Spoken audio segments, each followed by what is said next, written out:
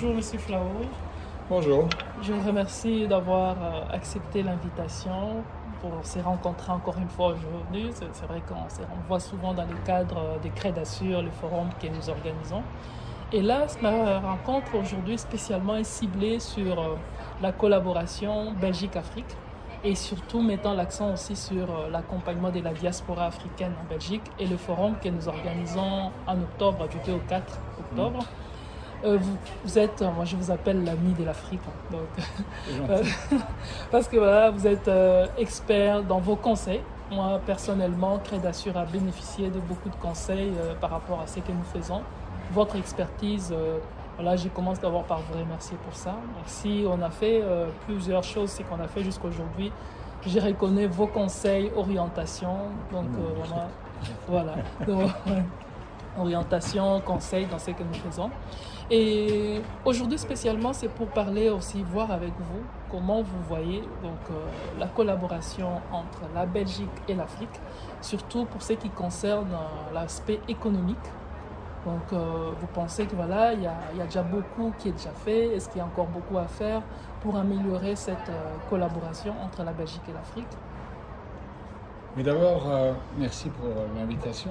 Oui, effectivement, Crêts d'Assur était là un peu au début comme parrain de cette initiative qu'il faut saluer, qui prend maintenant de l'expérience au fil des ans. Et je me souviens de cette rencontre au palais de la Nation en République démocratique du Congo, où le président Bahati et moi-même parrainions cette première initiative. C'était important à souligner, c'était surtout important de le faire là aussi. Alors vous parlez de collaboration, mais je ne parle jamais de collaboration. Je parle toujours de partenariat. Je ne parle même pas de coopération au développement. Et pourquoi? Mais tout simplement parce que, à mes yeux, le partenariat est ce qui s'impose. Parce que le partenariat, ça se base sur le respect. La valeur de respect, le respect mutuel. C'est-à-dire qu'il y a des partenaires africains qui ont des moyens, des potentialités énormes, et il y a des partenaires potentiels belges qui ont peut-être aussi des projets. Mais il ne sert à rien d'arriver avec des projets qui ne répondent pas aux besoins exprimés tantôt par les autorités d'un pays ou encore par la population de ce pays. Parce qu'alors là, on retombe dans une forme de néocolonialisme ou de condescendance, partant du principe que parce que nous sommes européens, continentaux, au nord, nous savons mieux que quiconque ce qu'il faut faire pour les pays africains et les populations africaines. Donc, dans mon esprit, c'est toujours du partenariat. C'est ça qu'il faut appuyer. Et donc, ça implique un rapport équilibré, respectueux entre les partenaires congolais ou les partenaires d'autres pays d'Afrique et les partenaires européens qui sont soucieux de faire des choses. Et pas uniquement de faire des affaires. Je crois qu'il faut effectivement, en répondant aux besoins exprimés, il faut avoir la volonté de réaliser des projets, que ces projets soient durables, qu'ils soient concrets et aussi qu'ils servent avant tout à la population sur place. Ça ne sert à rien de venir implanter des choses qui ne serviront à rien ou qui termineront comme des éléphants blancs d'autres époques.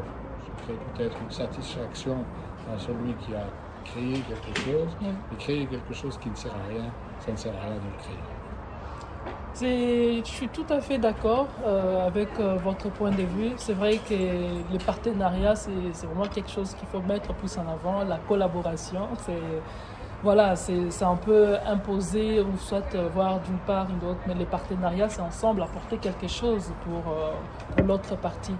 Et pour ce qui concerne les projets durables, les projets à mettre en place, c'est vrai que quand on développe des initiatives, ces projets doivent être bénéfiques pour la population qui vont profiter de ces projets. Ça ne sert à rien de mettre en place des initiatives qui ne vont pas servir. Donc d'où l'importance de connaître les besoins de la population. Donc chaque pays, chaque province a ses propres besoins et c'est pas tout le monde qui rencontre le même problème. C'est pour cela qu'avec Crêts d'Assur, on a fait la démarche d'aller dans plusieurs provinces, d'abord au niveau de la RDC, parce qu'on s'est rendu compte qu'à Kinshasa, les besoins ne sont pas les mêmes. Au Katanga, les besoins ne sont pas les mêmes à l'est du pays. Donc il fallait avoir une autre stratégie, il fallait avoir des projets différents, il fallait avoir des partenaires différents aussi. Donc c'est pour ça qu'on a fait tous les tours. Et là, pour cette année, on organise une édition. On a essayé d'approcher les ambassades parce qu'on trouve fait avoir des partenariats, si je dois le dire, avec les ambassades serait aussi important. Faire des ambassades, des ambassadeurs, vraiment des partenaires proches de notre initiative parce qu'avec eux, on a la réalité de chaque pays. Vu qu'on accompagne plusieurs diasporas ici en Belgique, il est important de se rapprocher des ambassades de ces diasporas pour comprendre comment ça se passe au niveau de leur pays. Parce que la plupart des diasporas aujourd'hui entreprennent ici en Belgique, mais ils ont aussi des projets d'aller développer les mêmes initiatives ou d'autres initiatives dans leur propre pays d'origine. Alors pour nous, il est important, avant de les accompagner, de comprendre comment ça se passe dans leur pays. Et c'est pour cela qu'on a approché les ambassades. J'ai eu quelques interviews avec une dizaine d'ambassadeurs pour voir comment ça se passe dans leur pays, comment ils encadrent la diaspora qui souhaite retourner investir dans leur pays.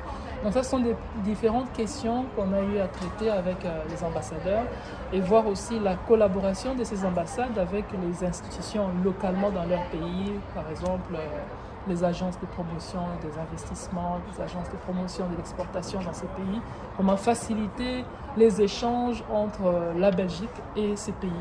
Donc je suis satisfaite de l'accueil des différents ambassadeurs qui ont accepté l'idée d'échanger avec nous. Et aujourd'hui, plusieurs diasporas, plusieurs entrepreneurs contactent Crédassure pour le soutien. Ils veulent le financement.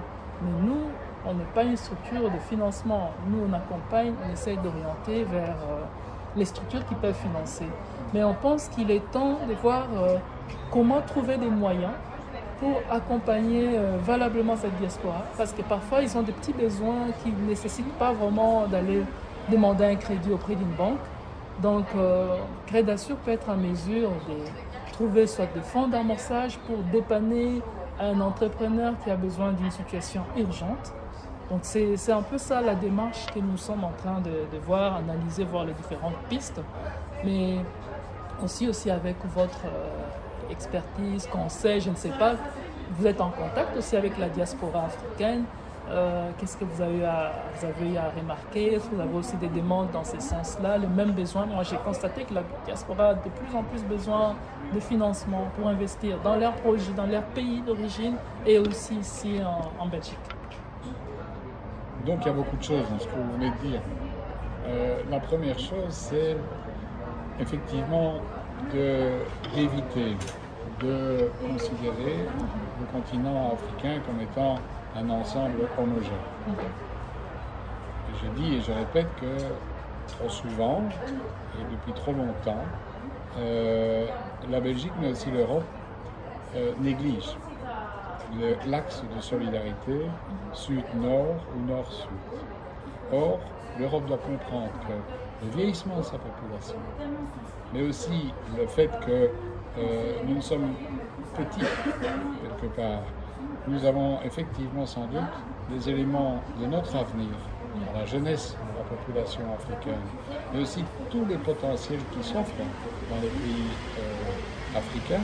Et je ne parle pas ici des minerais, c'est une réalité, mais il y a aussi tout ce qui concerne le climat, tout ce qui concerne l'agriculture, l'élevage, l'horticulture, cette richesse verte. L'Afrique est le poumon, en quelque sorte, de l'humanité. Le bassin du Congo, c'est un des poumons. Le bassin de l'Amazon est l'autre poumon. Et il faudra un jour que nos institutions internationales intègrent ces réalités de l'Amérique latine, mais aussi du continent africain. Alors oui, vous faites bien d'insister sur le fait qu'il y a plusieurs pays avec des réalités différentes. On ne peut pas comparer le Sénégal au Burundi, on ne peut pas comparer le Cameroun à l'Afrique du Sud. On ne peut pas non plus approcher la République démocratique du Congo comme si c'était un État du Benelux. C'est énorme, c'est un pays continent. Entre Kinshasa et Lubumbashi, c'est comme entre Stockholm et Athènes. Et donc en clair, il faut intégrer cela et même des réalités urbaines. Les capitales sont effectivement immenses, avec une série de besoins énormes qu'il faut tenter de rencontrer lorsqu'ils sont exprimés. Par exemple, la politique de l'eau, la politique des déchets, mais aussi la politique de l'éducation, de la santé. Tout cela, il faut les aborder en s'adaptant quelque part aux besoins exprimés selon les pays où on se trouve. Alors oui, les acteurs, c'est important.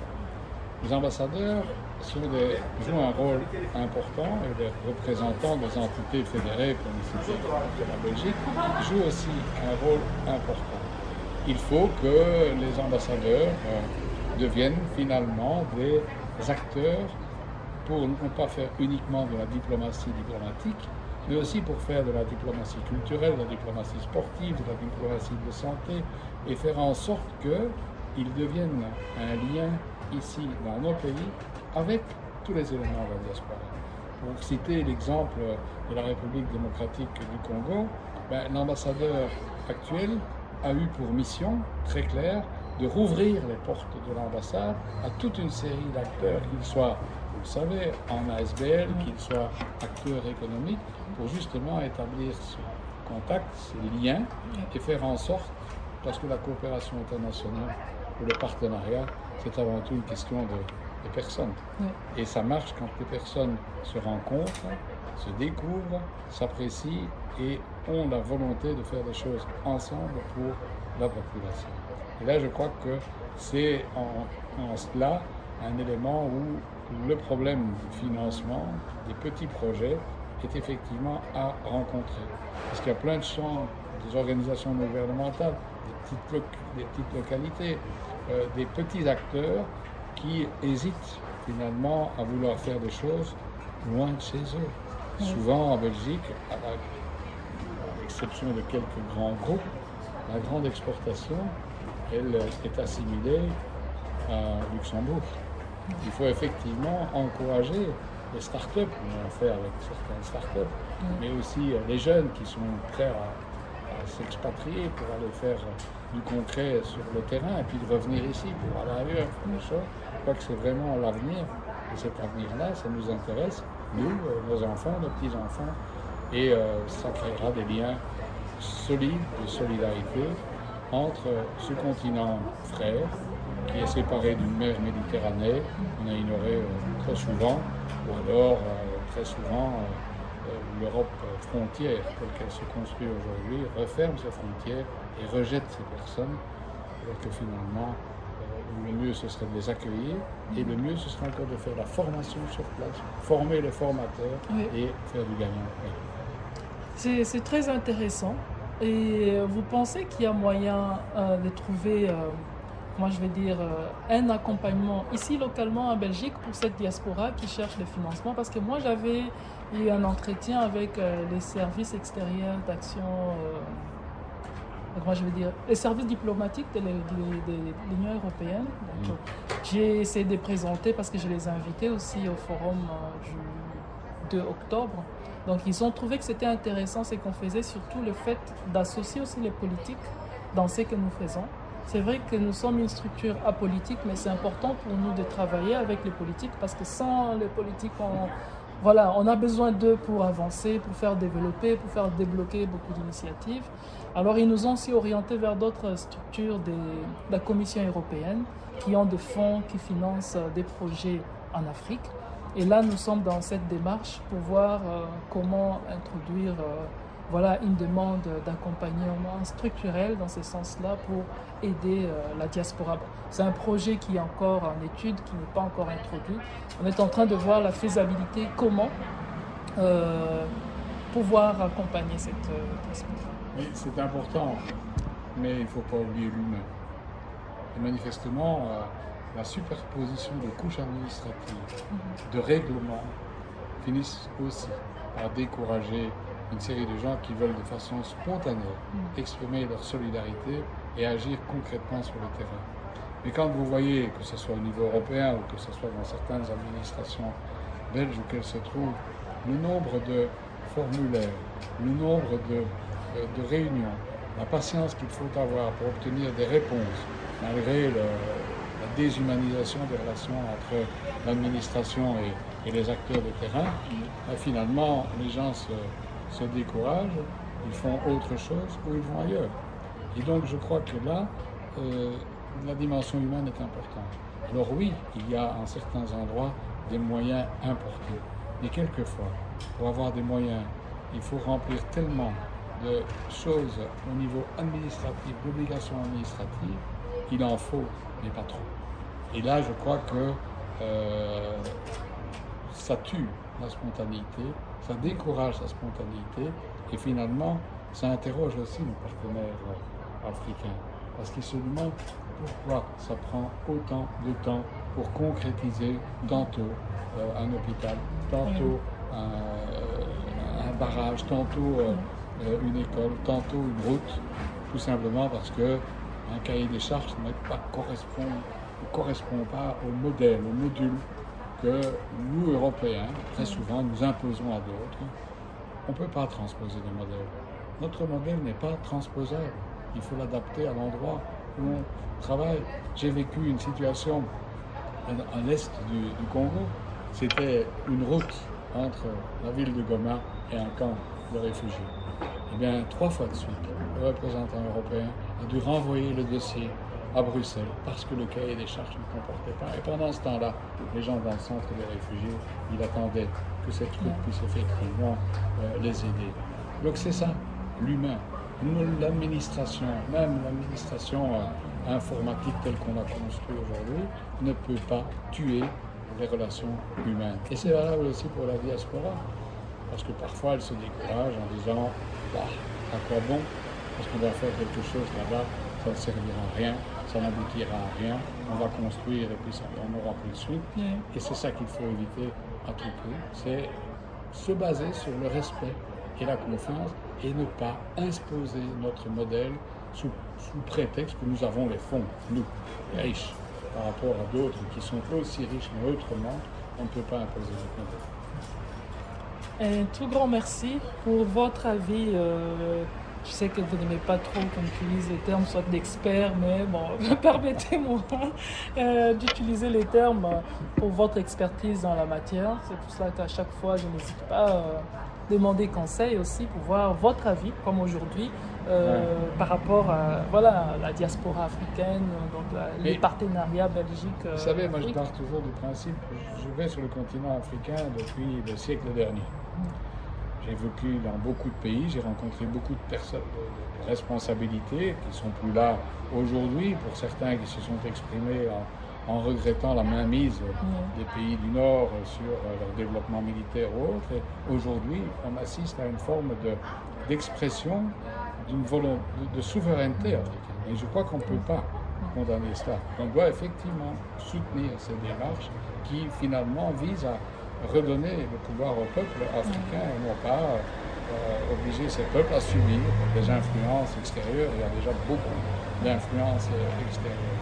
Ceci étant dit, plein de choses sont à réaliser, des opportunités sont à saisir et je crois aussi qu'il faut, dans le chef de diaspora, considérer que dans les pays africains, plutôt que de voir le verre à moitié vide, moi je préfère voir le verre à moitié plein et de m'employer avec d'autres de façon concrète, avec des partenaires de là-bas, avec des partenaires volontaires ici, de tous les âges, dans tous les secteurs, pour faire en sorte que ce verre soit rempli et qu'ensemble on travaille à améliorer la situation en soutenant les acteurs et politiques, les acteurs économiques, les acteurs financiers, parce que de la réalisation de projets concret, ressortira la crédibilité de l'action de Crédasur et on sortira des colloques, on sortira des grandes réunions dogmatiques où on discute du bien fondé pour les autres, on sera sur le terrain, les mains dans le cambouis pour ensemble réaliser le projet. Merci beaucoup. En tant que parrain du forum Crédasur, qu'est-ce que vous pouvez donner comme un dernier mot, conseil? Vous avez expérimenté, vécu les débuts de l'histoire Crédasur jusqu'à aujourd'hui. pour nous aider à aller encore plus loin, être plus dans les concrets, qu'est-ce que vous avez comme un dernier mot, conseil en tant que parent? Je crois que Crédassure doit être un élément de mobilisation des acteurs. Et la mobilisation des acteurs, elle ne peut se faire que par le bilatéral. Le bilatéral permet finalement de créer des liens qui se solidifient avec le temps, qui se solidifient avec les projets concrets qui sont réalisés, qui rendent donc crédible en quelque sorte la démarche, et on sortira effectivement de toute une série de réflexions sur ce qu'il faudrait faire, ce qu'on aurait pu faire en regrettant ce qu'il faut passer. Le passé est le passé. Il faut reconnaître nos responsabilités, notamment en matière de la colonisation. Il faut le faire, mais il faut regarder surtout vers l'avenir en respectant l'autre, en respectant la souveraineté des peuples africains et en voulant travailler avec les peuples africains au niveau concret pour les enfants, pour les petits-enfants. Et les secteurs sont importants, ils sont souvent définis dans les discours des responsables politiques, puisque la santé est primordiale, l'éducation est primordiale, et si on réussit la santé, l'éducation, si on réussit la fonction publique, si on réussit l'état civil, si on réussit les grandes infrastructures, effectivement, on participe à la reconstruction de pays qui ont été abandonnés trop longtemps. Un tout grand merci, M. Flao. C'est un plaisir pour moi à chaque fois que je vous rencontre pour ce genre d'échanges et conseils. On espère vous retrouver, vous revoir les 2 et les 3 octobre pour cette 14e édition du forum. Et à très bientôt. Merci. Je sais que le discours est un peu particulier, il ne plaît pas à tout le monde, mais c'est mon discours et je le tiens de la même façon à tout le monde depuis longtemps. C'est la seule façon de ne pas tromper les gens et d'être accepté parce qu'on est franc, honnête, sincère et partenaire responsable. Merci beaucoup. Voilà.